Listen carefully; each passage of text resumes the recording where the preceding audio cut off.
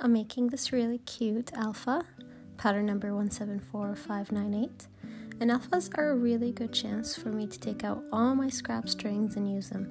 So all of the strings I used for this one were already used up and scraps, even the background strings. So this is a shaped alpha, meaning that all the white space in the alpha, that is not knotted. So as I knot my background string, when I get to the end, I bunch up all my background string together and do one forward-backward knot on it. And I am doing the straight edge technique, so when I get to the edges, I do forward-backward or backward-forward knots, depending on my direction. So now that I'm going back over it, I've taken that bunch again, and I've done a forward-backward knot on it.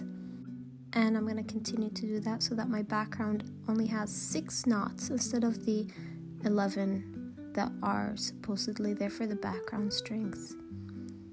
And I'm just going to continue to do my band. I decided to go with 30 rows, which is a good length for me. Of course, you can make it longer if you want.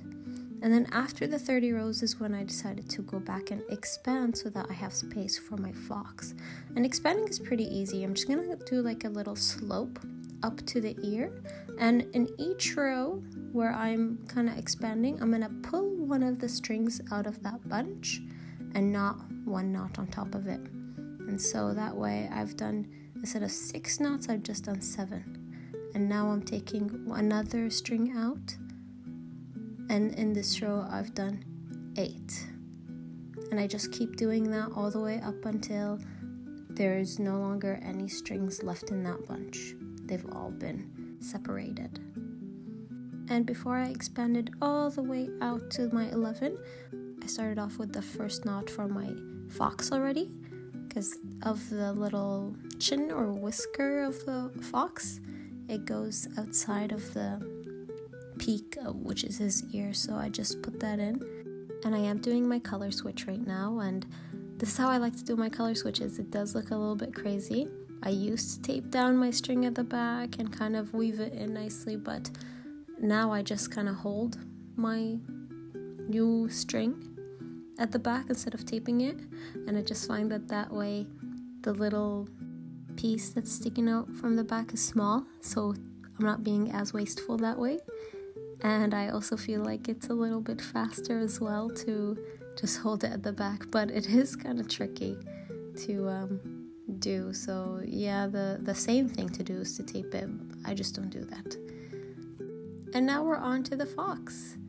And for the fox, we do see in the pattern that it uses up all the strings in the beginning, but after you do the ears, it dips down to do the face. And for that dip, what I'm going to do is I'm going to start combining the strings at the edge, so that now I'm bunching up my strings together and doing one knot on top of it. So I'm decreasing the number of knots in my row, which allows my fox to have this cute shape where there is no background. It just kind of dips in to make his face.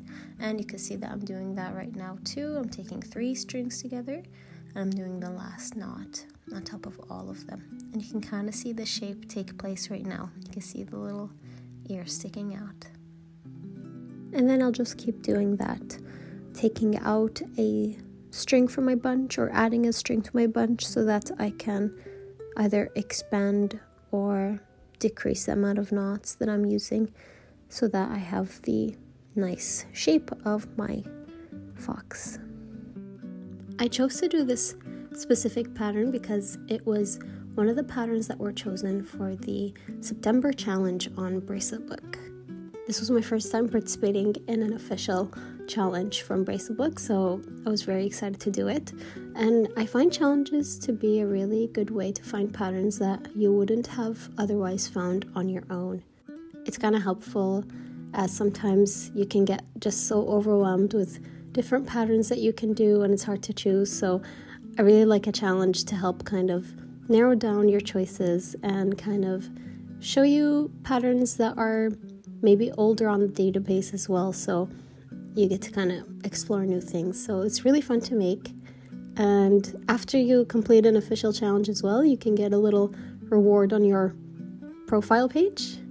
So it's kind of cute. I participated in this challenge. I did 2 different patterns, this one, and I also did another normal pattern. And I'm definitely going to be trying out more challenges in the future. Actually, as of posting this right now, there's a new October official challenge that I'm definitely going to participate in. And I'm now getting close to the end of the bracelet. So it's just time to do some ends. I did some twisted ends on this one. And then after my twisted ends, it was time to clean up the back, which was quite a bit messy.